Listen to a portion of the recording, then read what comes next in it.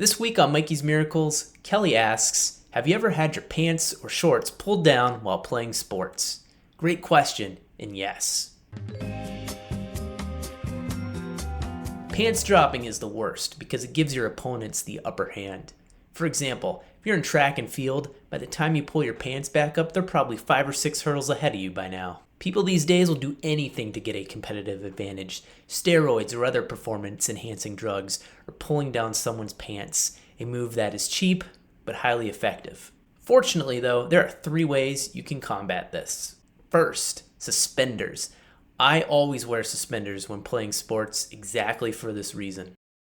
With a solid pair of suspenders, nobody's pulling your pants down.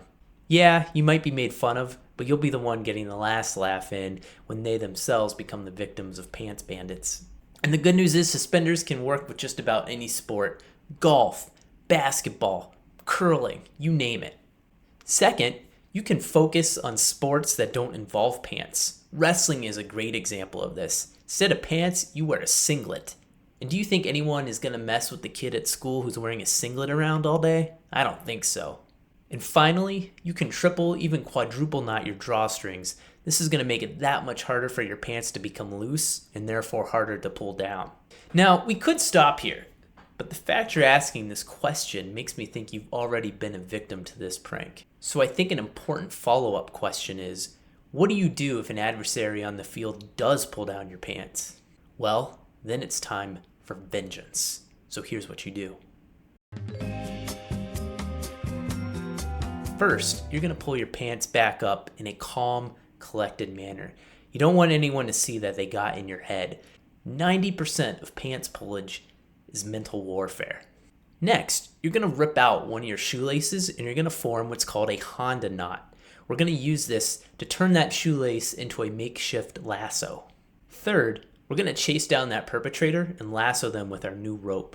If you have a friend who can carry you around on their shoulders, this will actually add a much welcome dramatic effect.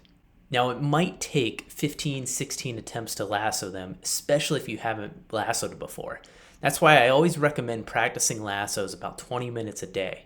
Anyways, when you do lasso them, you're going to yank them down to the ground, grab their legs, and using your other shoelace, you're going to hog tie them.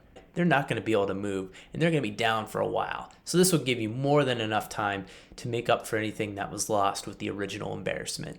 And the good news is they will surely never mess with you again. Now, it is important to call out here that you're most likely going to be given a red card, a flag, or an ejection from whatever sport you're playing if you do this. But in my opinion, standing up for yourself is much more important and the true victory here.